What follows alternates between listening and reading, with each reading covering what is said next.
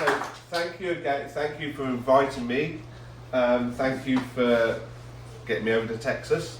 And thank you for coming this evening. So I hope you will be interested. Some of you will have been here yesterday. How many were not here yesterday? Quite a few. So I think I better recap a little bit. But luckily, I obviously anticipated that, and some of the slides allow me to do that. So this is Leslie's daughter Viv wearing a costume that we had commissioned as part of the Finding Eanswythe project, and standing on the cliff top at Folkstone.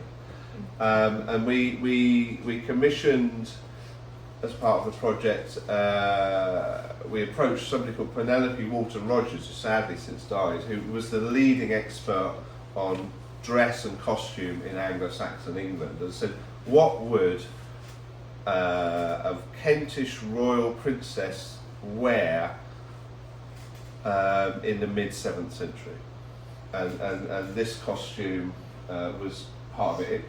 The real costume, I think Eanswythe would have worn slightly more elaborate stuff like gold and silver pins and gold pendants inlaid with things like garnets and things like that. We couldn't afford any of that.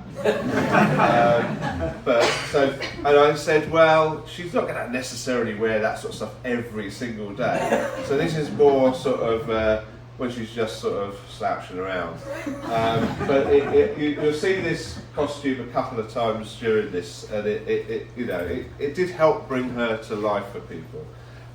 So the Finding Eanswythe project was something that we dreamt up in Leslie and I wish Leslie was here, and I'm sure one day Leslie will come and visit. And it's something we dreamt up in about 2014 in the pub, the British Lion, which is just around the corner from the church in Folkestone, the oldest pub in Folkestone, and all our best ideas happen in the pub. And we've done a big project on Folkestone called A Town Unearthed, Folkestone before 1500, which looks right back at prehistory and everything. I mean, very near St Eanswythe Church, a few years ago, archaeologists found a hippopotamus that's 125,000 years old. So and 125,000 years ago, hippopotamuses were wallowing in this river at Folkestone. So there's lots of story, there's loads I could tell you about the deep past of Folkestone. But we'd done that, and it'd been successful, but we hadn't really explored Eanswythe as part of that.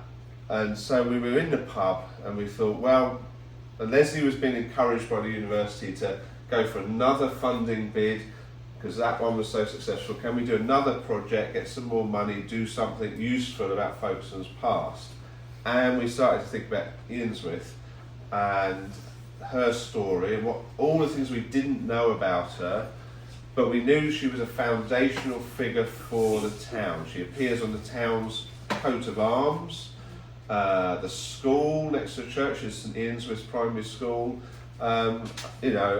I have been born in Folkestone, in a hospital that's about 50 metres away from the course of St Eanswythe's water, which was the artificial water supply to the town.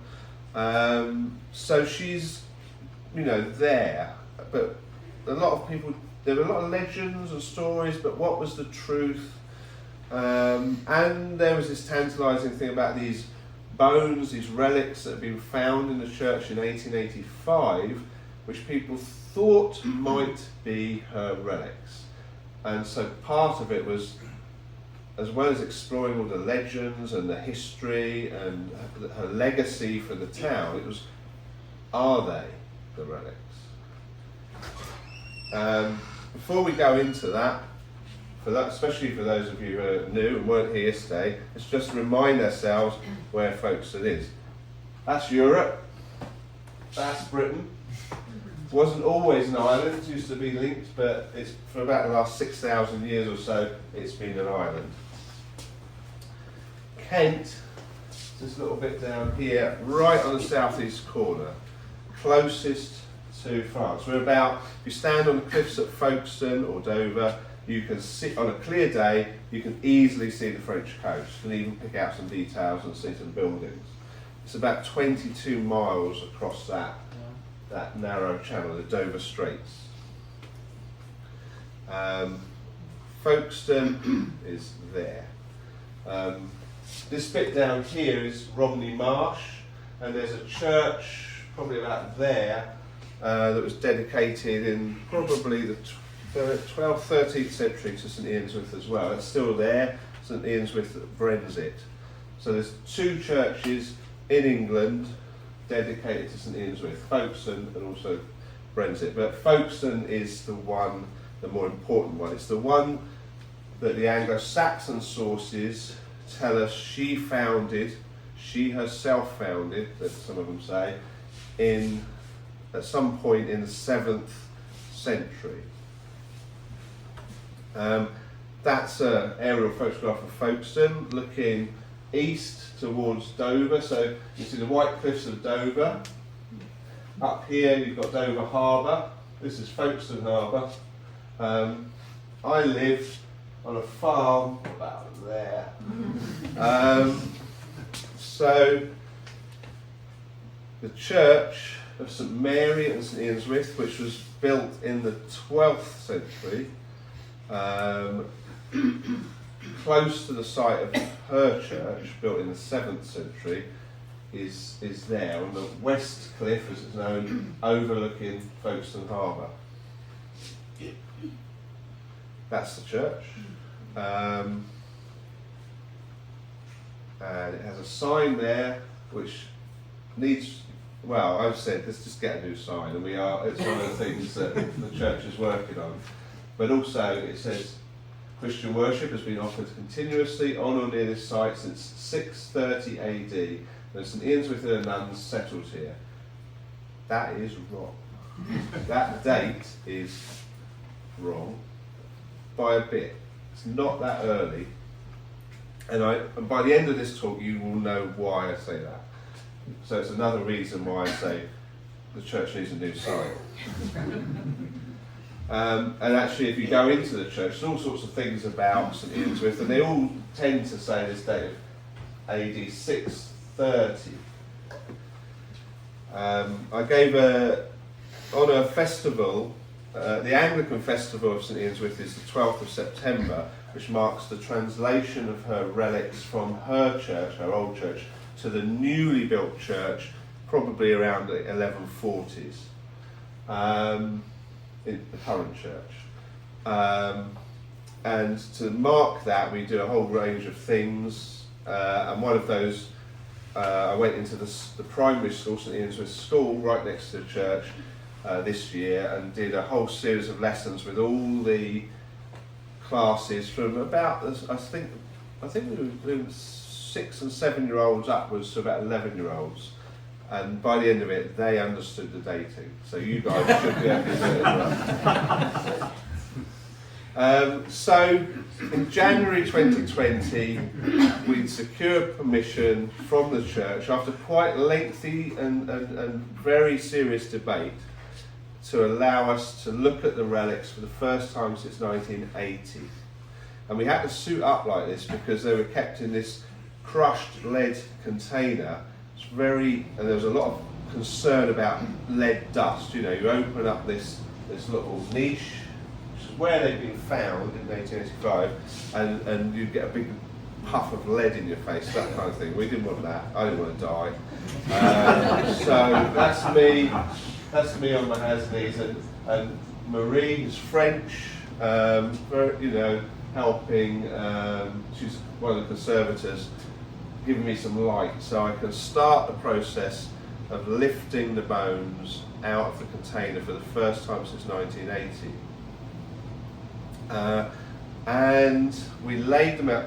One of the things we'd said to the church, we said, look, we will have to send off a tooth and another bone to the radiocarbon lab in Belfast to get the radiocarbon dates. But other than that, we won't remove any of the relics from the church. We'll bring the laboratory into the church. And so in the vestry, we set up, that was the area where the relics themselves were laid out to be looked at by the osteologists, the experts in bones, the sort of people who know which bone connects to which bone. You've got the team there. You've got Archdeacon Darren Miller here, who absolutely was in. Without him, I don't think we'd have got the permission. So he's a great supporter. And my colleague the Reverend Dr. Leslie Hardy, just her face just poking out there as the bones started to be laid out. So that's an important moment for us, because having got them out of the container, and most of them were kept in these, in 1980, had been put in these plastic food bags. So when the examination in 1980 had established that they did appear to be the bones of a young woman, and they hadn't done much more than that. They hadn't even taken photographs, and they certainly hadn't done radiocarbon dating. And what they'd done, they put them back into these plastic bags, so like the left arm in this one, the right arm in this one, and put them back into their container. And the problem with that was they had retained a little bit of moisture and condensation, and so the bones that were in the bags were a little bit softer than the ones that were not in the bags. So it was a good job that we got them out. If we'd left them in those, I think another 50 years, they'd have been gone. So, and now that they're not in the bags, they have had a chance to dry out and firm up. So that, you know, this is about understanding what they are, but also making sure that they're looked after for as long as possible for generations to come. But this would have been an important moment for us, because we would have seen for the first time just how many bones were there, because we didn't know. We knew there was a fair few, but we didn't know, you know, and many churches, you know, if they've got a finger bone of a saint, they're very excited about that. And there were lots of bones. So these are the relics. These are all the relics. The entire body is represented. I think about 50% of the bones are present. So you've got one rib, very few vertebrae, a bit of pelvis, some skull, jawbone, teeth, both arms, both legs, both hands, both feet are at least represented. We haven't got every single bone, but we're not doing badly. And so that was good, that was encouraging. Then Ellie Williams, Dr. Ellie Williams from Canterbury Christchurch University, who was the lead osteologist, the lead expert on human bones, once they were laid out and looked at, said to me, well, there's only one person here. That was my fear had been that there might be, you know, if she come to me and said, there's 2 or 3 people here, we'd start to have real concerns about the possible, you know. But it was one person. It's almost certainly a female, short stature, you know, probably 5 foot, not much more than 5 foot, young. That was all very positive. Also, no signs of malnutrition. So that implied somebody with high status. So a high status, young female. That's exactly what we wanted. But we still didn't know for sure it was her. I was about 50-50, but I certainly thought there was a good chance it could be her. And that was the team. And this is Leslie here, obviously myself, Judy, Ellie here, lead osteologist, Dana, the lead conservator, she's from California, Marie, another conservator from France, and here Lisa Duffy, one of the osteologists from Texas State University. Because, for those who don't know, I had a pre-existing professional working relationship with Texas State University dating back about 15 years. So before I ever had heard of Cedar Park or any of you guys, you know, I had this long established working relationship. Every July, Texas State students come over to Kent and some of them work with me, and Lisa was one of those. And she's settled in Kent, she's married an Englishman, she's done a PhD at Christ Church, and because she's into human bones, she was part of the team. So there was a Texas representative on the team right back then, in January 2020, which is not what you'd expect. So we sent the tooth and we sent the foot bone off to Queen's University Belfast, one of the top radiocarbon labs in the world, and 6 weeks later, in February 2020, I was sat alone in my office and the results came in on an email. Said, here are your results, as an attachment, and I looked at them and opened the PDF. And as we said yesterday, that was a big moment for me, because it was like, I'm either going to be the archaeologist from Folkestone, born in Folkestone, who has to say it is Eanswythe, these are her relics, or I was going to have to be the archaeologist saying these are definitely not her relics, because maybe they dated to the 12th century or something like that. So I was quite nervous, and I opened the attachment and I looked at them and I thought about them, and I thought, it's her, it is her. Because, and I'll talk in detail about the dating in a moment, but it was clearly consistent with it being her, and I didn't have anybody to tell at that point. And actually, we were going to keep the news, we'd agreed with the church, we were going to keep the news really quiet until we could do a proper big press release and all of that. Because if it was her, we didn't want it to just sort of leak out, we wanted to make a big thing of it. But that was really difficult, because the circle of those of us who knew the results, well, initially it was me, and then I phoned Leslie up and she said, hi, you know, how's it? I said, yeah, I've got the results. And she said, oh, right. And I said, well, let's meet up in Folkestone. And we actually, more through chance than anything, met up on St Eanswythe's Way, which is a street in Folkestone. It happened to be where our paths crossed. Maybe not chance. And she said, well, and I went, it's her. And we just hugged, and it was. But then we had to keep it.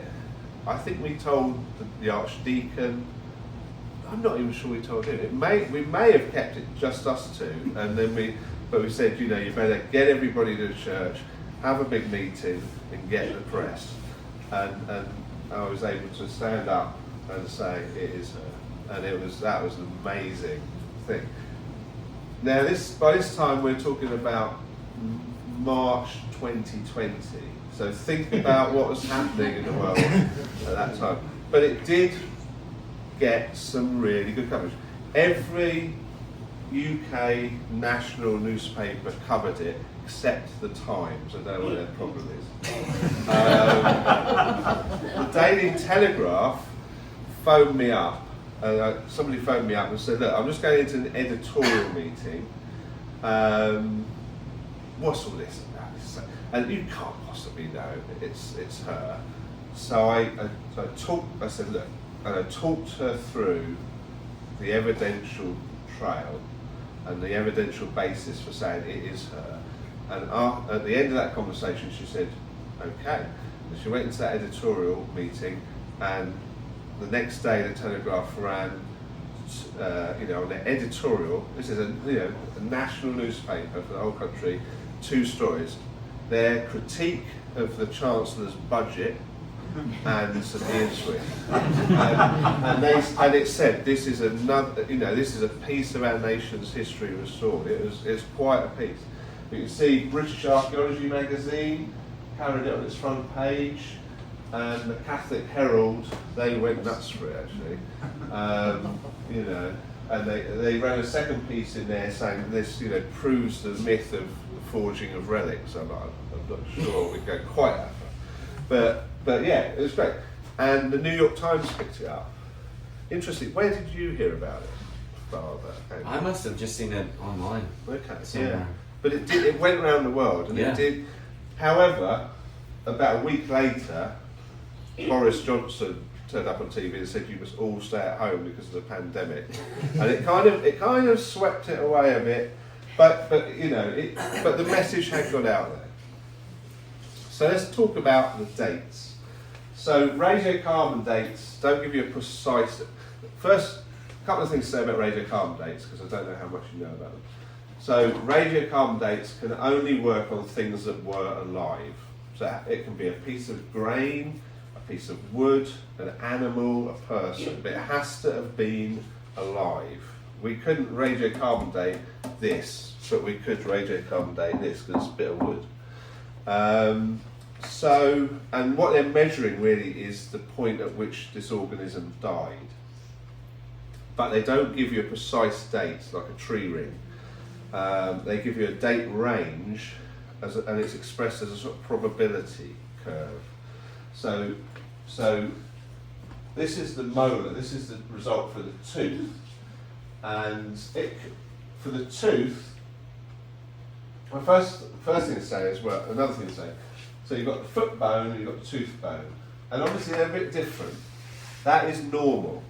That you're never going to get the same result. Even if we took a piece of wood from a tree, we took 3 different results, 3 different samples from that bit of wood and sent them to a radiocarbon lab, they'll all come back slightly different. But hopefully they overlap, and the more dates you get, the more you can sort of be sure about the date range. So for the molar, the tooth, that's given us a range from way back in the 6th century to as late as the 8th century. But this is low probability up here.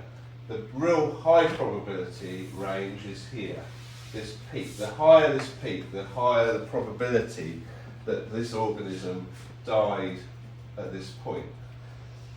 The foot bone is slightly different, but I phoned up the head of the laboratory and said, you know, are these two consistent? She said they are statistically identical. They're completely consistent with being from the same person. So we can be confident there's no contamination, there's no issues with these. And so the two of them together give us a slightly better refined thing. And actually, when you run them through the software, they say this person almost certainly died in or later than the year 654.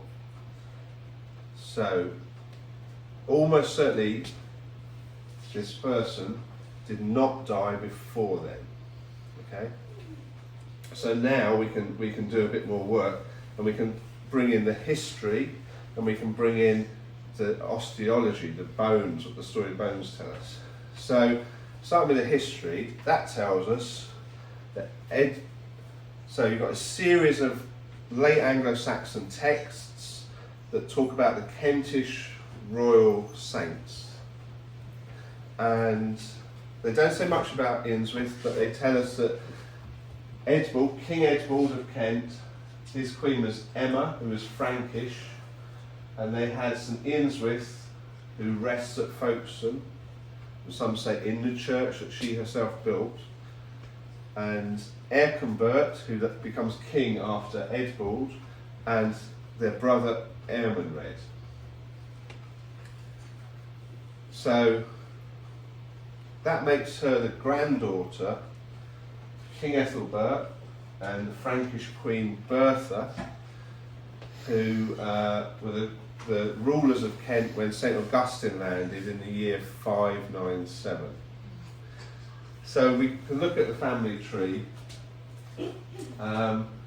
We know that Ethelbert dies on the 24th of February, either in the year 616 or possibly the year 618, just because there's a bit of a problem with the sources, but it's one of those 2 years, but it's on the 24th of February. Eadbald actually dies in February, which isn't on this, in 640. But in those days, I think February was the end of the year, so So that gives us some ideas with Eanswythe. She cannot be born in 642 because she's the daughter of Eadbald. He's dead by then. You know, obviously she could be born in 641 because you can be born after your father has died, but not too much after your father has died, obviously. So we've got that. There's a bit of an interesting thing here. So Ethelbert was married to Bertha, who was the daughter of King Charibert, King of Paris, a descendant of the Merovingian Franks. And she's mentioned by Bede, writing his ecclesiastical history in the 8th century. But by the time Ethelbert dies, he's remarried. So Bertha has died at some point, probably before, well, certainly before 616.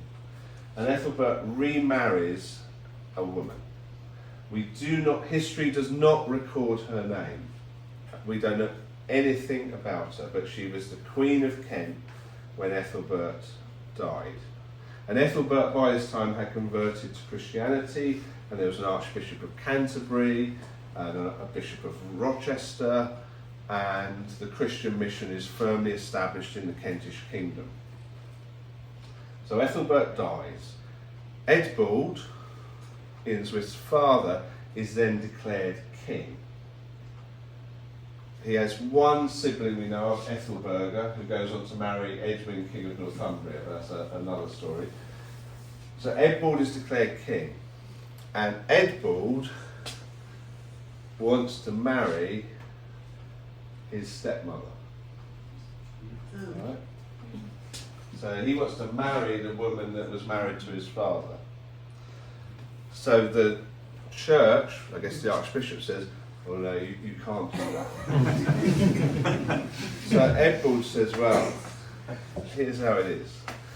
I'm the king, you're like. And so the Archbishop says, yeah, but you can't be a Christian king and do that. So he says, it's okay, because what I'll do, I'll revert to the worship of the pagan gods, like Woden, and I'll marry her. And that's what happened. And it's a bit of a crisis for the church, to say the least. I've got a feeling the Bishop of Rochester actually got as far as packing his bags and going back to France. The Archbishop was thinking about it, and it was a big crisis. And it kind of, but at some point after that, and although Bede's account suggests it's very rapid, there's other evidence that suggests it might have taken a few years. Eadbald renounces this wife and marries a Christian noblewoman called Emma, who is Eanswythe's mother, and comes back to the Christian faith. There are letters from the Pope written in 624 that suggest that this marriage between Eadbald and Emma is fairly recent. Okay, so probably we're looking at a marriage between Eanswythe's parents. It's certainly taken place by 624, but it doesn't seem like it's taken place much before that. But let's give it 620. Maybe it happens at 620. So if you remember the church sign saying that she founds her nunnery in 630, then at the most she's 10 years old. and she might be 6 years old. If she's the first child, and if she's born immediately after they get married, it started to fall apart 630. And I suspect Erkenbert was the first child because he's king by 640. So we can probably, on that basis, we can probably say that she's probably born at some point between 624 and 641. So this is her jawbone with teeth, and this was x-rayed. And if you look at this, see this molar? This is an unerupted molar. It hasn't come through yet, and that suggests she's pretty young. That's not the clinching evidence that she's young, but it does. And actually, I've got 2 baby teeth still, so it doesn't always work like that. And when people say to me, "Isn't it about time you grew up?" I was like, "Well, where my teeth come from?" But if you look at the bones overall, Eddie's looked hard at the bones, as you can imagine, and this woman is aged between 17 and 22 years old, but 22 years old is the absolute tops. She is most likely 17, 18 or 19 years old when she dies. So and that's from the bones. That's what the bones tell us. We did not know that from the history books. She is very young. She probably doesn't make it out of her teens. So she has to achieve a lot within that short lifespan. And as we've said many times, the fact that a teenage girl who died in the 7th century is the reason that we're all sat here tonight, and I've crossed the Atlantic Ocean in an aircraft to come to Texas. That's not every teenage girl can achieve that. But this all helps us with figuring out her dates. So what we can do is layer some things onto this. So we know this little green bar here, that is the period where she must have been born. She must have been born sometime between about 624 and she's certainly born by 641 because her father's dead. And that line, that dotted line, is the death of King Eadbald. And we want to be, in terms of her death, if we want to say the relics are hers, we want to be as close to the upper parts of these lines as possible, right? Because remember, if it isn't her, these bones could have dated to anything. They could have been 12th century, 11th, 10th, whatever, because if it's not her, then it's nothing to do with her, it's somebody else, and who knows? 12th, 13th, 14th century. So, if she's no more, if the bones are her, then she's no more than 22 years old tops. That means the latest she can have died is 663, because the latest she could have been born is 641, the latest she could have died therefore is 663. She's probably dead before then. And you can see how, so this is her potential period of death. And remember, radiocarbon measures the point of where you die. And look how it lines up with these peaks. It's pretty good, because if it wasn't her, we could be looking at a date range in the 12th century or anything. The chances it's not her aren't worth thinking about. And there's a couple of other factors now. So what she can't have done though, she cannot have, and in fact the radiocarbon dates say this person definitely died after 654. She cannot possibly have founded the minster in 630 because she's not born by then. The earliest she can be born, once you combine, put in the radiocarbon dates, is 632. But she's probably not born then. I think she's probably born in the mid to late 630s. So that means that actually she only knows her father when she's a very little girl. He probably dies when she's very small. And for most of her short life, she lives it under the reign of her brother, King Eadbald, who was a known supporter of the church. Eadbald's a bit because, you know, the whole pagan thing and married a stepmother. Eärconbert is a staunch Christian king. So she's growing up, and she's probably growing into her sort of teens in the 650s. So what's going on? So over in Francia, which is the big superpower, much bigger, it's an empire, it's much bigger than Kent, but it's very closely aligned to Kent. There's a king, a young king, and he has, the Frankish kings have a guy who's the mayor of the palace. The mayor of the palace by this time is actually the guy who runs the place. And they're actually more powerful than the kings, they're sort of pulling the strings. And the mayor of the palace between 641 and 658 in Paris was a guy called Eärconbert. It's been suggested, not by me, but by other scholars, that Eärconbert may be the brother of Emma. He may be the uncle of Eanswythe. And he's the most powerful man in the Frankish kingdom, in Western Europe, really. And so he lines up very well with her. So this is a map. The kingdom we're talking about really is Neustria, this, centred on Paris, part of the Frankish Empire.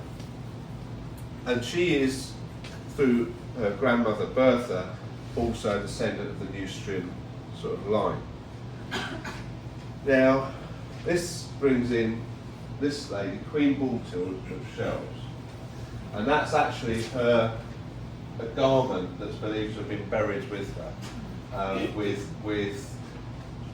what they've done there, they've embroidered the jewellery she would have worn in life. They've embroidered it onto a sort of funeral gown, I guess.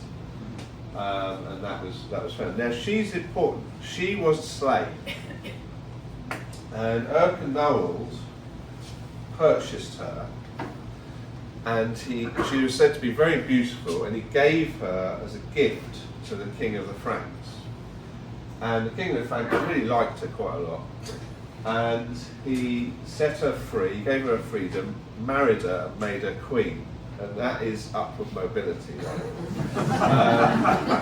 And she had a son, and then the young king died, and the son's, this high, and so she becomes, for a short time, for a few years, she becomes the regent of Neustria. So she is the queen, the regent for her infant son, and is ruling Neustria.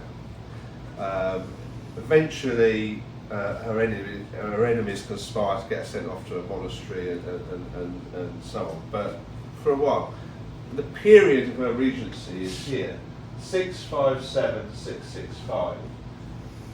And she actively promoted female monasticism while she was the Queen Regent of Neustria, both in Neustria and in the Anglo-Saxon kingdoms. So this is the period, probably, where Eanswythe is in her late teens and wants to found this minster, this monastic site headed by her herself. And I think it may be that this becomes part of the relationship between Kent and the Frankish kingdom.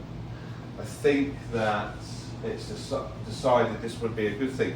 Now, the legend of Eanswythe talks about this, that her father wanted her to marry a pagan prince, and she did the thing with extending the beam and didn't do that, and said, I want to found this minster. I think that sort of narrative can still work, but in the context of her brother rather than her father. So her brother, the king, King Eärconbert, and he probably did want her to get married, and he probably did, even though he's a Christian king, he probably did want her to marry a pagan, because sending women with a bishop, Christian women with a bishop, into pagan kingdoms was a tried and tested way of getting a Christian toehold into the pagan English kingdoms. And that's what her aunt Ethelberga had done with King Edwin of Northumbria, who then converted to Christianity. And it's what had happened with her grandfather when Bertha had come over from Neustria as a Christian with a bishop and married Ethelbert. So it's perfectly believable that Eärconbert wanted her to marry a pagan prince, but I think what we can be definite about is she did not want to do that. And I think the regency of Baltild, as the effectively queen of the Western Franks, actively pushing female monasticism at the time, based on the radiocarbon dates and all the other evidence that Eanswythe would have been reaching those sort of late teenage years, is a perfect point for her to say to her big brother, no, let's listen to Queen Baltild and let's found a minster for women headed by me somewhere in Kent. And actually, somewhere in Kent, if it's all tied up with the Franks, well, Folkstone is perfect because you can see the French coast from the cliffs at Folkstone. And I think that's actually what happened. And that is not a story that's really come through in the historical record. That is a matter of putting together the scientific evidence with the historical evidence and the evidence of the bones, and it comes nicely together.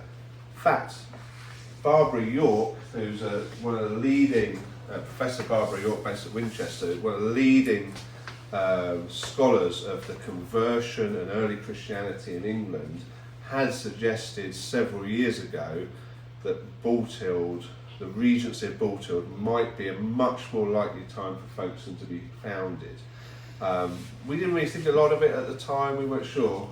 We had no preconceptions about that. We went with what the evidence said, but the evidence does point towards those sort of dates. So we can now say, and as the radiocarbon dating, they're always refining the dating and everything. We may be able to narrow this, but at the moment, as I stand here today, this is what we can say about Eanswythe's dates. She's born between the years 632 and 641, and she dies between the years 654 and 663. And I suspect in the late 650s she founds Folkestone. And then she sadly must have died very rapidly after that, which would have been a tragedy. But her youth and the fact she founded a minster would have, and the fact she's royal, all of that would combine, I think, towards people starting to think of her as a saint. And so, you know, her legend then begins. This is again Viv in the costume, little knife. Everybody had a knife, or even the kids had knives. We dig up the graves and everybody's got a knife. It's a tool, it's not a weapon, it's a tool. It's what you eat your dinner with and whittle things with and everything. So what would her church have been like? Well, this is a reconstruction of the church of the Abbey of St Peter and Paul, which we know of as St Augustine's Abbey in Canterbury, which also became the mausoleum for the Kings of Kent, the Kentish royal family, and for the Archbishops of Canterbury. And it has these side chapels which would have tombs in them, and this apse at the end. That is the floor plans of St Peter and Paul, the Abbey, Canterbury Cathedral, the Church of St Pancras, and the Church of St Mary Reculver, which is another one of these minsters founded for a royal woman. So all 7th century churches built in Kent. You can see very, very consistent sort of floor plans with an eastern apse, a sort of stretched D-shaped apse, and these usually some sort of flanking side chapels, which is where the burials would take place. So the church at Folkestone, which we haven't found, I'm sorry about that, but we just can't find it yet. We are looking, and as soon as we do find it, you'll be the first to know. So Folkstone, founded by Eanswythe, is one of a number of minsters, all headed by a royal abbess, that are known to exist by the end of the 7th century. So the red dots. So there's Minster on the Isle of Sheppey, there's Reculver, there's Minster in Thanet, there's one at Dover, there's one at Folkestone, and there's one at Lyminge. Lyminge, we think, was founded for her aunt Ethelberga. Lyminge might be the earliest one. Folkestone is certainly the second. And it's certainly all the others are found in the second half of the 7th century. So Lyminge and Folkestone are the earliest two. And Lyminge, we have found a church. We have found a church. So this is the medieval church, a sort of Norman church, and that's the sort of the doorway. And this is the ruins of the Anglo-Saxon church. So you can see again, it's got this D-shaped apse. You see the blue tarpaulin up here? That marks the back wall, right? So it is pretty small. And we've had the Lyminge project the church there had a project working on this, and this was their digital reconstruction of what that church at Lyminge looked like. Eanswythe Church at Folkestone, which we've yet to find, probably looked very similar to this. And we know that Ethelberga, her aunt, was buried at Lyminge, and so that's the interior. Now, that's the artist's reconstruction based on all the evidence of what the interior of the church at Lyminge would have looked like. It could just as easily be a picture of Eanswythe Church at Folkestone. And you'll notice there's no pews, there's benches along the side, but you stand up. So, you guys know what you're doing. So, off to the side chapels, this is reconstruction of Lyminge, but could just as easily be Folkestone. There's the founder's tomb. So Eanswythe would have had a tomb like that. So it's not like they would have gone out and buried her in the churchyard and then gone, where did we bury the princess? They will know. They will absolutely know where she was. And so when the church, so that's what Folkestone would have looked like. Probably around about the 8th century, with her church here on the headland. We did the artificial watercourse. When we had this reconstruction done, we weren't sure about the date of the watercourse. The artificial watercourse is later, so that wouldn't have been there. But you've got the Pent stream coming down, and the beach and so on. And then we have found evidence in the vicinity. We haven't found a church. We found refuse pits with 8th century material culture. These are moulds for making possibly little book fittings and book mounts. So these are almost certainly moulds associated with metalworkers working for the minster at Folkestone. So, and it was an important place within the Kingdom of Kent. So let's quickly talk about the Kingdom of Kent. So Kent, the name Kent dates back to the Iron Age. It's pre-Roman. It's over 2,000 years the place we live has been called Kent, which means a lot to me. The Romans came in, they took over, they built a city at Canterbury, which looked like this at its height. Again, this is all based on archaeological evidence, a little bit of speculation, but it certainly had this theatre, the temple, the Forum Basilica, city walls. By around about the year 500, it looked like that, and had been largely abandoned. But it was a city that did come back to life. So Kent was, according to legend, settled by two brothers, Hengist and Horsa, here doing a deal with the British warlord Vortigern in the middle of the 5th century. And this is, you get this migration of the tribes of Angles, Saxons, Jutes, but also Frisians and Franks. Kent was traditionally settled by the Jutes. They're not It's not as simple as that. It's going to be much more mixed, but it's not a Saxon area, it's not an Anglian area. The dominant group are probably the Jutes, who then intermarry with the Franks. And it was one of a number of kingdoms. By the 7th century, you've got 7 main Anglo-Saxon kingdoms, of which Kent is one. You've got Wessex, East Saxons, East Angles, the massive kingdom of Mercia, which occupies the Midlands, and Northumbria.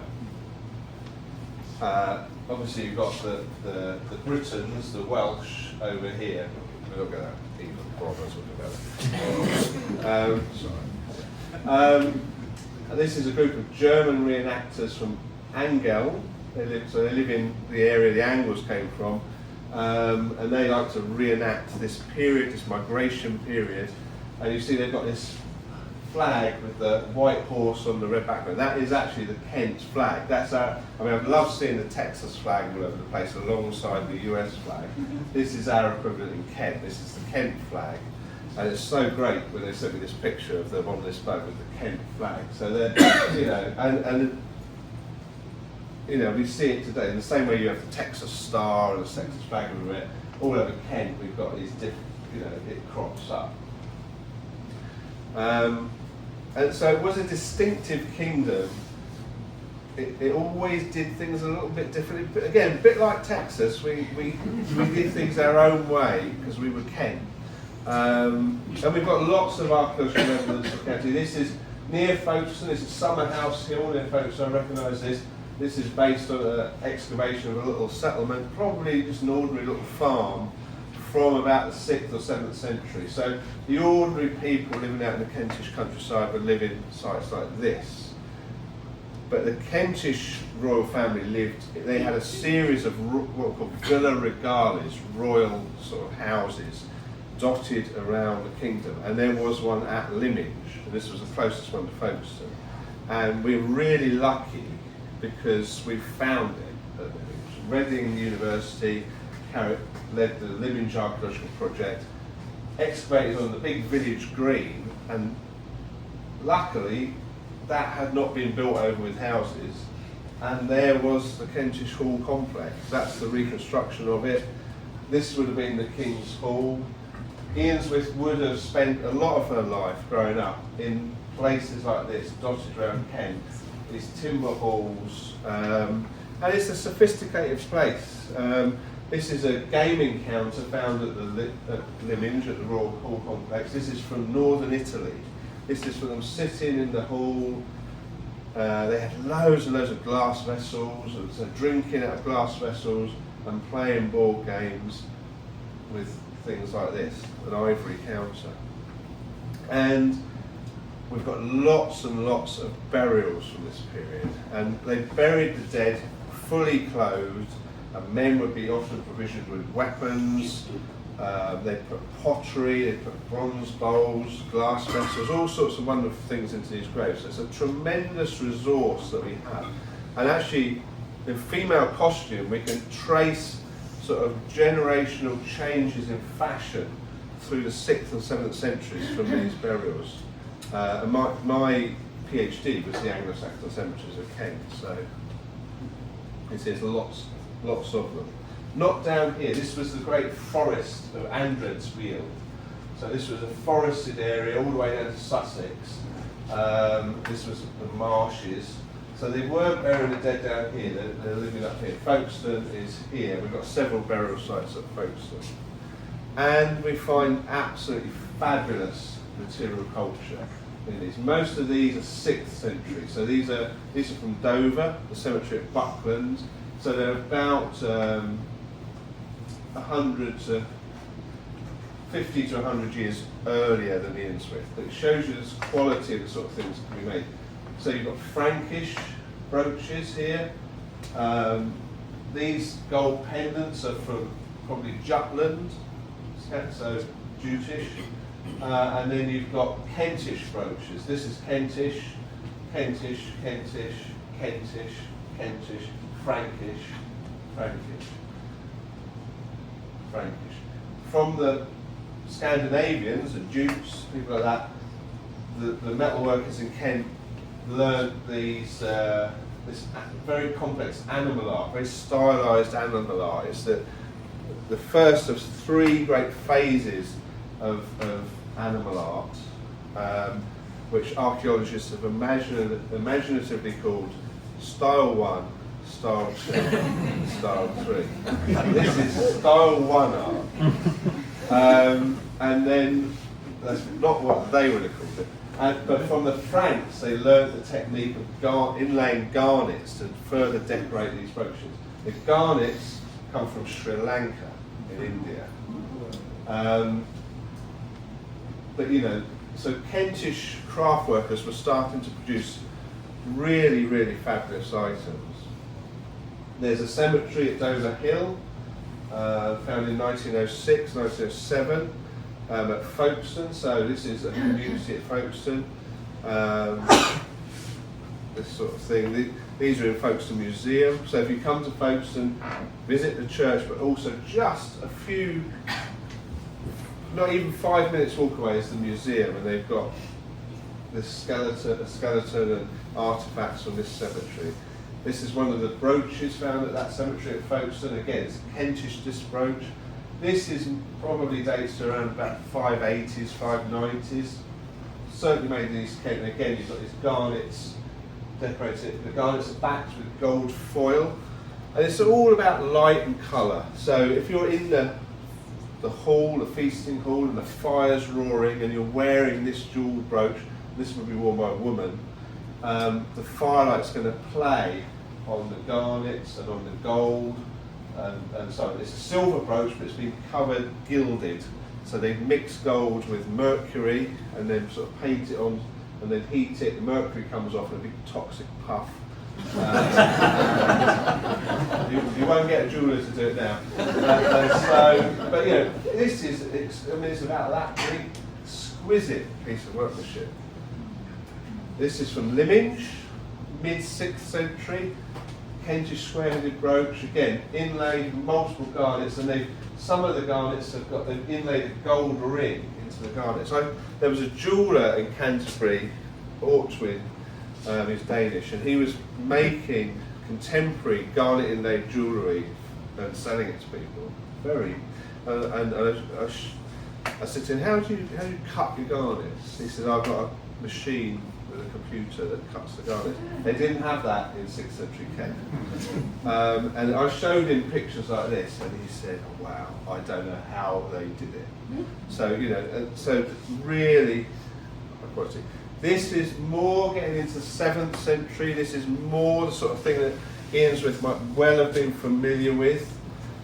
So if we're thinking of decoration, some of these designs would be, So this is a pendant from Canterbury, definitely East Kentish as well. Definitely, she might well have seen this sort of object. Just really fabulous. And then there's this. This is the Kingston brooch. This is the top end of Anglo-Saxon artifacts we found in Kent. We peaked early. We found it in the 1770s. It was excavated by the Reverend Brian Fawcett, whose hobby was going out and digging up Anglo-Saxon graves around Canterbury. It's now in the Liverpool Museum. Come and ask me why after. But if we ever have to give the Elgin marbles back to Greece, I want this back in Kent. It's about that big. It's called a composite disc brooch. And these would have been still in circulation in Eanswythe's time. It's a bit older than her, it's probably 620s, but definitely she would have seen things like this. She might have even seen this brooch, because these are produced definitely under the auspices of the Kentish kings, and it's about gift giving, right? I mean, if you look at how elaborate that's the components that make that brooch up. That's a lot of effort to put into something to hold your dress together. It's not about holding your dress together. It does do that. This is about power and wealth. This is about high specialised craftsmen producing things using exotic raw materials from as far afield as India. Why do they do it?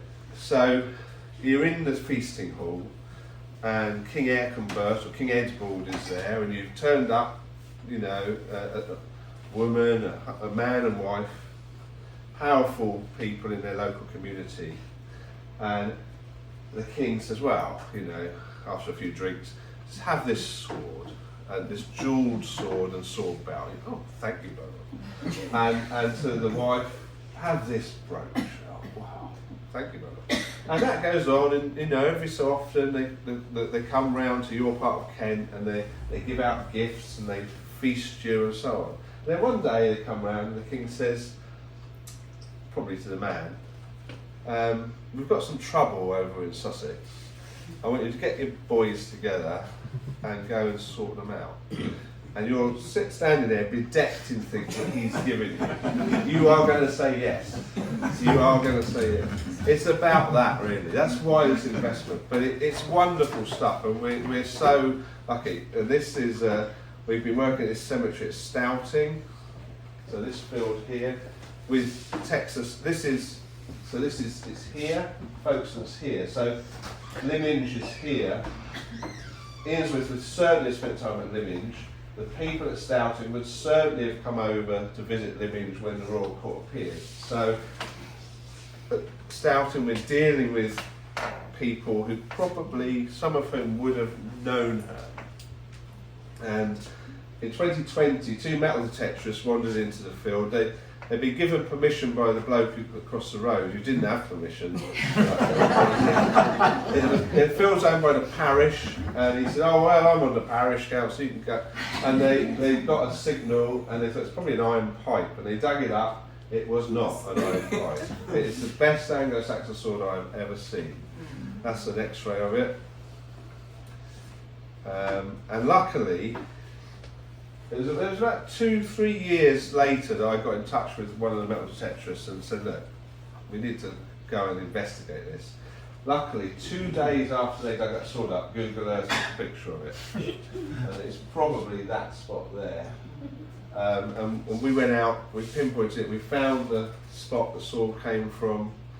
And actually there wasn't one grave, there were 3 graves. Intercutting, we found this gold bracteate. We found, that's me with Hannah, Texas State. And then we've been going back every year, so every June and July we go back and we're working on the cemetery. We're working in partnership with the University of Lancashire from the north of England, who have pioneered the genetics study of these populations. So this is a grave from 2024, very powerful woman, probably around about 500 AD, little bronze bound bucket, brooches, she has some wrist clasps, another one nearby with this buckle, again probably late 5th, early 6th century. That's the 2024 contingent of Texas State students. And this is Alice Roberts, who's a leading TV sort of archaeologist who came down to film. I saw some of these guys the other day, and we were in Black's barbecue, weren't we, with Cade here, you know. So they had a great time. We were back this year. This is the Texas State contingent troweling away, excavating graves.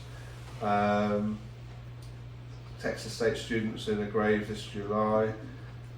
So lots of things. Now, just to illustrate the sort of work we're doing, Kent was, until the arrival of Augustine, a pagan kingdom, and as we know, Edbald reverted to worship of the pagan gods. So what can we say about the old gods? We don't know a lot about Anglo-Saxon paganism. It's very similar to what you may know about the Viking pantheon, the Norse gods, Odin, Thor, and so on. So the equivalent, the Anglo-Saxon equivalent of Odin was Woden. That's where we get the name Wednesday, Woden's Day. Thunor instead of Thor, Thursday, and so on. So we've got a little bit of written history, but not a lot. But we have got some artefacts that show that this paganism was still very much alive in the early 7th century. So after Ethelbert had converted to Christianity, it's certainly, so the church is not yet powerful enough to suppress it, and there's a period, I guess there's probably several decades, where you're going to have a very mixed, some people are pagan, some people are Christian, they just happen to get along with each other, and that provided the sort of environment for Eadbald to fairly easily say, well, I want to marry my stepmother, I really like her, so I'm going back to worship the old gods. And we get some artefacts in Kent that illustrate this. This is a buckle from a cemetery in a place called Fingalsham. You get this figure, this horned helmet or headdress, 2 spears, a belt, and he's clearly naked. That figure appears on the Sutton Hoo helmet. This is a replica. It's these panels up here. I think that's the Sutton Hoo ones, but you've also got ones from Sweden, from Norway, from Denmark. This figure, and these are birds' heads. So we think this figure is associated with the cult of Woden or Odin. We're not sure, but because he had 2 ravens, we think these might represent the 2 ravens. But there's almost always 2 spears, sometimes a sword, sometimes they're dressed in these jackets, not always. And this is an object that's currently in my office. This is a little panel for making those decorative panels on a helmet like that. And this is from North Kent, and you can see it's that figure again with the horned helmet, 2 spears. So, and this is probably early 7th century, so this is around about, not so much, probably earlier than Eanswythe, but not much earlier. But Christianity, of course, comes back in a big way. Bertha, Eanswythe's grandmother, is Frankish. She is a Christian. She arrives in Kent probably around about 580s as a Christian with a bishop. And the deal is, you can marry this, Ethelbert at that time is the son of the King of Kent, but he's a pagan, and they want to have a marriage alliance with the Franks because they're really in with the Franks. The deal is, okay, we can have that, you can marry this pagan prince, but she has to have a bishop, and she has to have a church. That's Ethelbert. The statues in Canterbury, if you visit. And the incredible thing is, this church still stands. It's mentioned by Bede. It was either a Roman building that had been converted into church, or I think possibly more likely it was a purpose-built 6th century building for Bertha and her bishop Lewishard. It's called St Martin's at Canterbury. These are the walls of the church that Bertha worshipped in.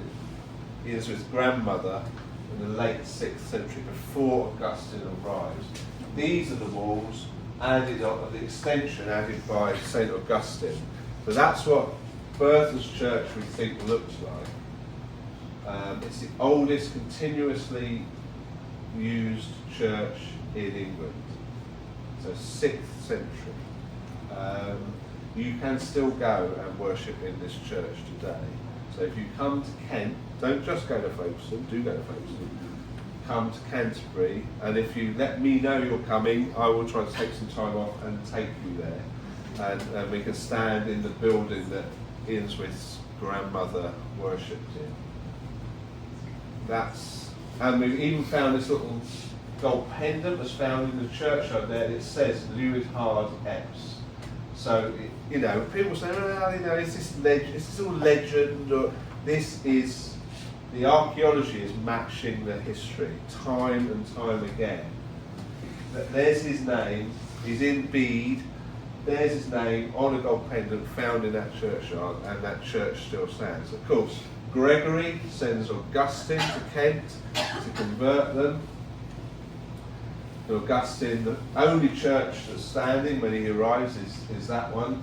The pagan King Ethelbert says, yeah, you can stay, Gregory had told Augustine to set up in London, which was the old Roman capital of Britain. But when he landed in Kent, Ethelbert said, you can stay, you can preach your religion, I'm going to let you do that, but you must set up at Canterbury, that is my capital. And so Augustine extended Bertha's church. Both this still stands. You can stand inside that building and look at these stones just as they are now. It's pretty incredible. So these are real people. They actually, this stuff happens, and we have the archaeology to prove it. So it's pretty cool stuff. So the fact that when Augustine landed, he landed in the Kingdom of Kent, and Ethelbert, the King of Kent, Eanswythe's grandfather, said, you can stay, but London's just a ruin. London's not where it's at, Canterbury's where it's at, so you must set up at Canterbury. That is why we have Canterbury Cathedral, that is why the Archbishop of Canterbury is the head of the Anglican Church today, not the Bishop of London. So all this stuff happens in this time, and Eanswythe is the granddaughter of all this. So she is, this is significant history. It's also worth mentioning, a little bit after Eanswythe has died, in the late 7th century, in 664 there was plague.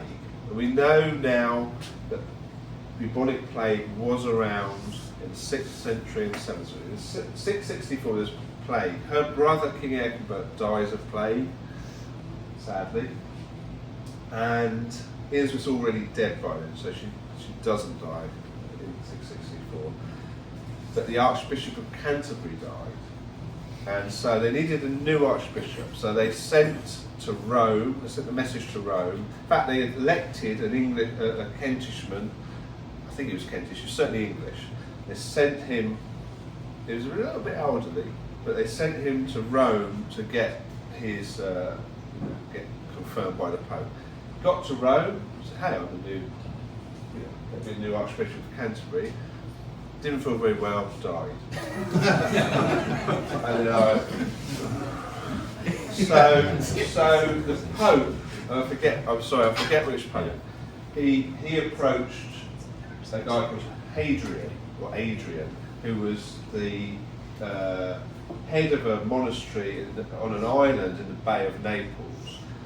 Adrian was an interesting guy. He was from North Africa, from modern-day Libya, and he fled to get away from the advancing Muslims. So he's a refugee, and he'd come to Italy, and he'd been a spy. He'd been up into the kingdoms of the Franks. He'd done all sorts of things, but he'd ended up with a really sweet job.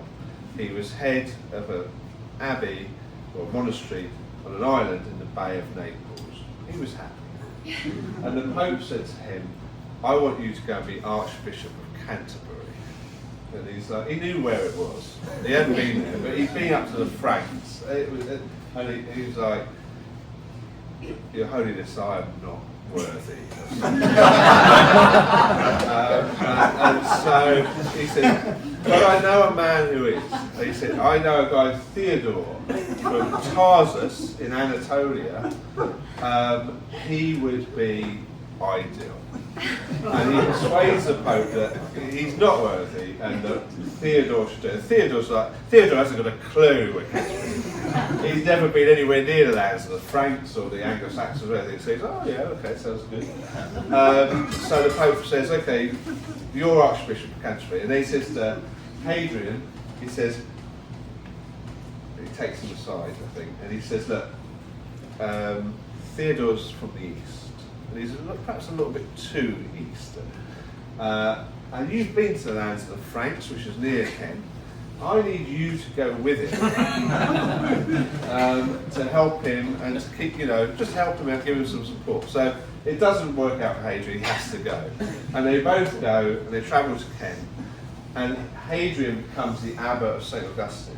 But what these two guys do in the late 7th century, they found a thing called the Canterbury School, and they teach theology, but they teach astronomy, they teach mathematics, they make Canterbury a centre of learning. They're both really refugees as well. So, you know, in late 7th century Kent, you know, you would have met these people, and they would have all both travelled with an entourage. So it's all helps make Kent a very well-connected, educated centre. That is a bit after St Eanswythe's time, but so really those recent bits of what I've just talked about, I've tried to give you a sense of what the Kingdom of Kent was like. It wasn't it was small, it was very small, but it was sophisticated. It drew in exotic goods from Africa and India and Byzantium. The women in Eanswythe's day would have copied the fashions of Byzantium. It had churchmen eventually from North Africa and Anatolia.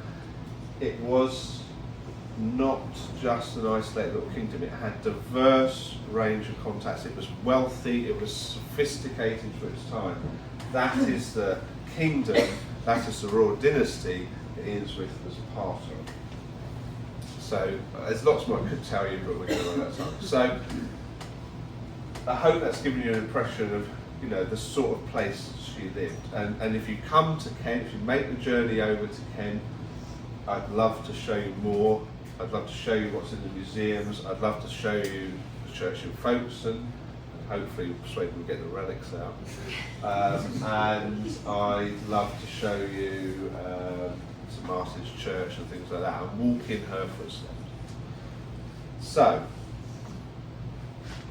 the new reliquary. So, those of you who were here yesterday will remember the picture of the very crushed, in fact, have I got one? Yeah, this is the lead container that she was found in 1885. She'd been concealed, the relics had been concealed by the altar to stop Henry VIII's men getting them and destroying them. Some were handed over, but they clearly concealed most of the relics of Eanswythe in this lead container. This lead container, when we looked at it and we analysed it, is almost certainly made in the 9th century. I believe it's part of the church plate, the church equipment from Eanswythe's church, and that when they moved from the old church to the new church, as you know, when you've built your wonderful new church, which we all hope to see, you will undoubtedly move some of the stuff that you currently use from the current church into that church. Exactly the same happened, and I think this was part of the. It was probably used. It would have been round or oval, probably used to hold water for liturgical purposes. And we found a number of these things that all dated to about the 9th century. So I think when they needed to conceal the relics, they took something from her old church and used that and kind of squished it into shape so they could fit it in the wall. But it gave us a problem which we hadn't foreseen. So we got the relics out, we got them dated, we established it probably was her, and we were confronted with this container. The bottom had gone completely, and we realised, and I don't know why we didn't realise this was going to be a problem, but we just didn't. But we're like, we can't put her back in that. Are we agreed? Do you agree? We cannot put her back in that. Which meant we needed a new reliquary. And we had no experience of how to get a new reliquary. I mean, if we'd known about you guys, we could have had a conversation.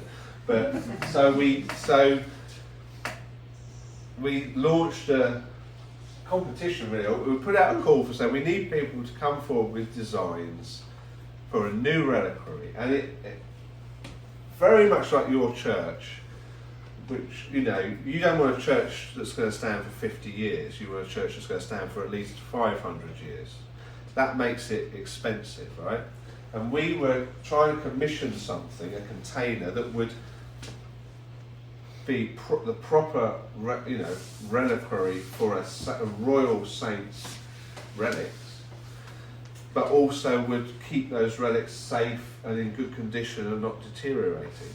So it had to stack up to conservation standards, but we also wanted something that will be here in at least 500 years' time. And as you know, commissioning anything with that sort of lifespan, you don't really do that anymore. Nobody builds anything today for 500 plus years. So it wasn't easy, and it was going to be expensive. Eventually, Sophie Hacker came forward with a design. She's done a lot of work with the church. She's based in Winchester, and of the designs that came forward, hers was the one we really liked. And we worked with her, and we worked with Dana, the conservator, to make sure that the design would be good for the bones, as well as a fitting receptacle for them. And that was her design: brass with glass, with runes on it, and panels on the ends that referenced some of her miracles, making the water run uphill and the miracle of the geese. And with a figure on the lid showing Eanswythe in sort of repose, with her holding a cross. So we had the design, and we refined it, and we talked to the conservators about it, and the cost was I think about £11,000, which we didn't just have. So we launched a fundraising campaign, an online fundraising campaign, and I believe it was Father Andrew, you spotted that, didn't you? And then you said to these good people, and you've got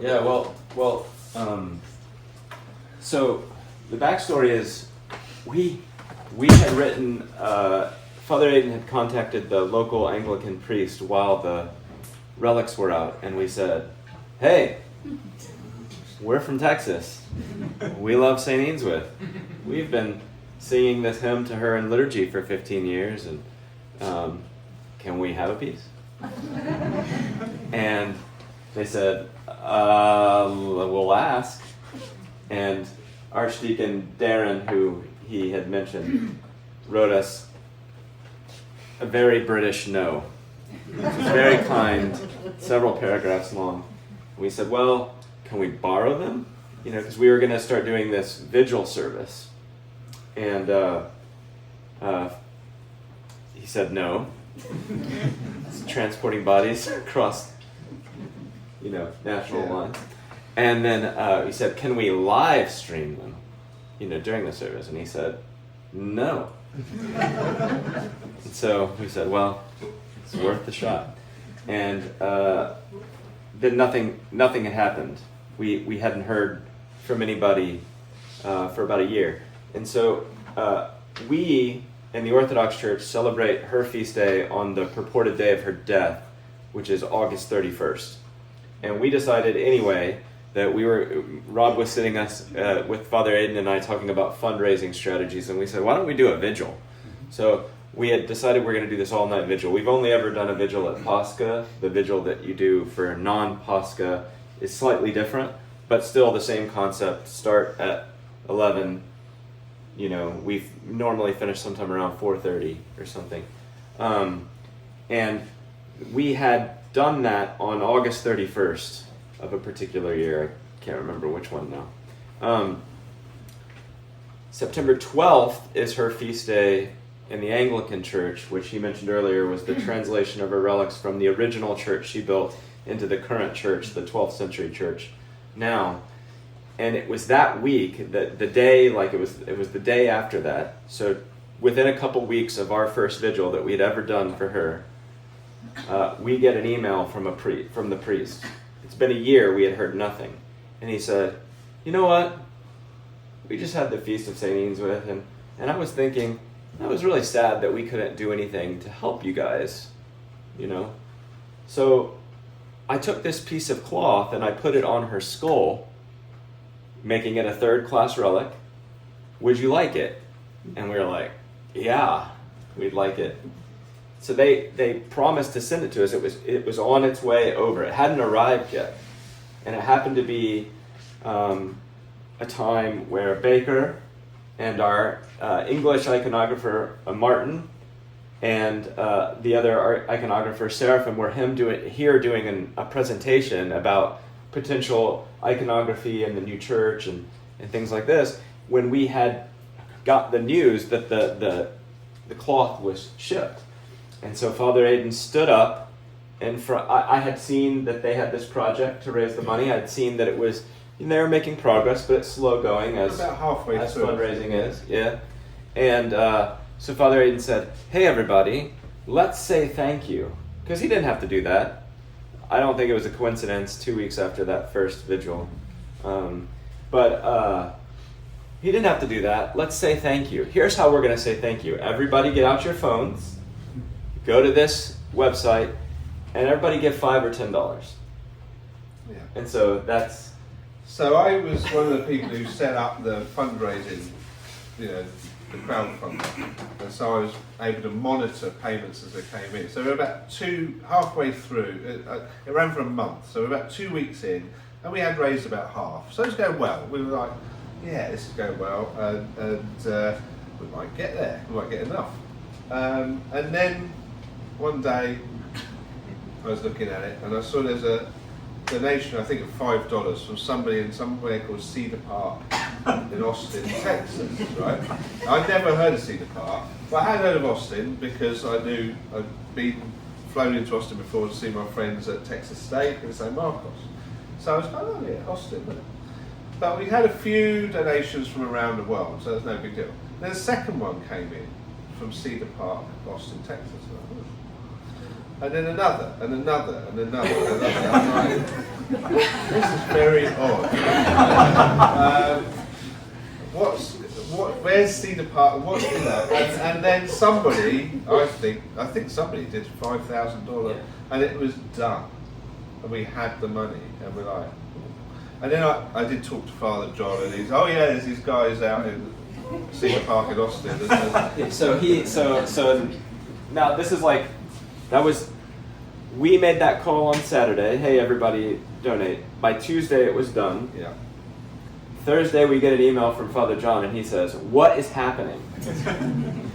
What is going on? Yeah. Thank you." Yeah. Oh, I mean, so we had the money. We could commission the reliquary. We had to do all sorts of conservation work on making sure the bones were stable and everything, because we want these these relics to be around for generations to come. They have been looked after by generations of Christians in Folkestone since the 7th century. They had this unfortunate period where they were hidden in the wall to escape Henry VIII and his men, but they were luckily rediscovered in 1885. We've now verified them, they are Eanswythe relics, and that, we were really excited about that, but it put an enormous, we realised the responsibility we had now, us, our generation, to look after them so future generations can see them. And you guys were instrumental in commissioning this new reliquary. And here it is with you can see the boat is slightly transparent, so you can see the relics much better. I think you agreed in that old lead container. The lead container, that's still very precious to us. It will hopefully go on display in the church. It's part of her church. It held her relics for centuries. So we care for that, but this is a new reliquary. And so 1 year ago today, we held a ceremony in the church in Folkestone. I believe the first retranslation of a saint's relics in the 500-year history of the Church of England. Father Chris, who's a new priest, it was virtually his first service. And I got the immense honour of, along with Jan, here some of you know, of putting the reliquary back in the niche. And what I want you all to, if you want to know something about her and about her personality, just think about this. she's been the patroness of our building programs for 15 years. She helped us build that building. She's helping us build this next one. We're asking her to build us a building, that will be our home for 500 years.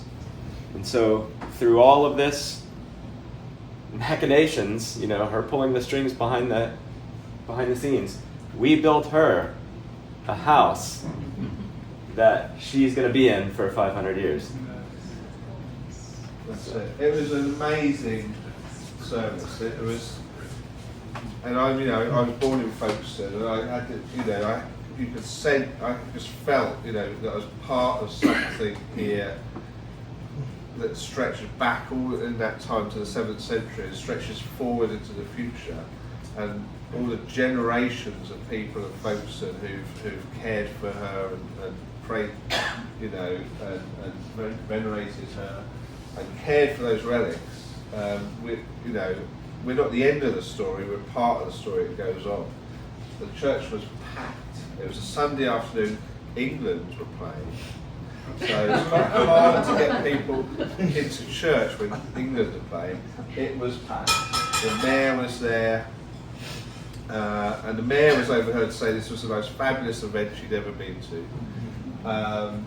I was very, very nervous the entire service because I was very worried that I might drop it. And I said, I want another pair of hands, so we've got Dan there, and the two of us together put her back into the niche. She will come out from time to time. We said to them, they need to be checked at least once a year. So it's not going to be shut that door and they're never seen again. Once a year at least, ideally around the festival, the Anglican festival in September, they'll come out and be checked, but also it's an opportunity for them to see the relics again. And that's, if you visit the church on a normal day, you'll see there's behind this little brass door, which is where they were found in 1885. And we were delighted, because by this time we all knew about Cedar Park and the wonderful contribution you've made to basically,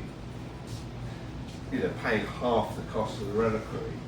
And we were delighted when Father Andrew turned up. This is after the service with Ellie, the archaeologist Leslie, myself, Father Andrew. I think that's Martin. Yeah, just there, his curly hair. But we were like, oh, you've come from Texas, and we just had a great time. We all hit it off really well, and we were planning to go down to the pub afterwards. Remember, we were going to a different pub because I think the British Line was closed at that time. But we were going to the Pullman, which is just opposite the churchyard, really. And so, I thought, we're going to the pub. We should take Father Andrew and Martin to the pub. And so we went to the pub.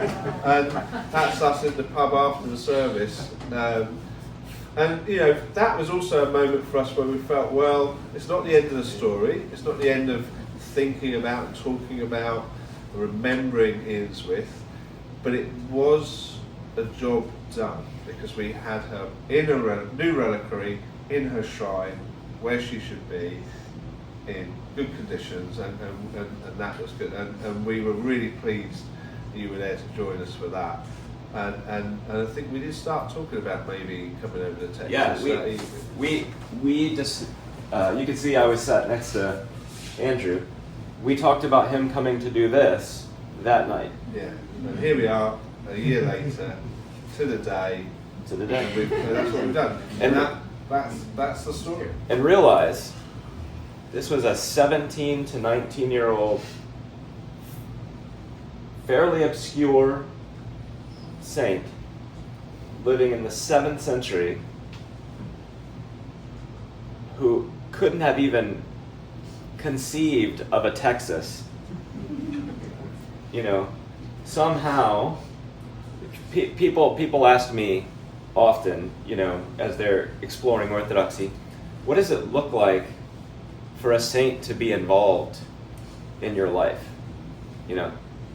this is what it looks like for a saint to be involved in your life. That- This is how they that operate. day a year ago and this day today. She has somehow, and it's not just me. I'm not the only one that's been over there. Jen's been over there. Austin and Sarah have been over there multiple times. John White's been over there. Maybe some other people have been over there even. And Jan, who was helping him, is the tour. She'll give you the best tour you can imagine. But somehow arranged by her. 1,300 years after she's died. Yeah.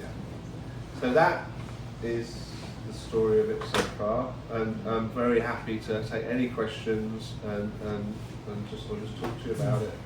Anyway, so.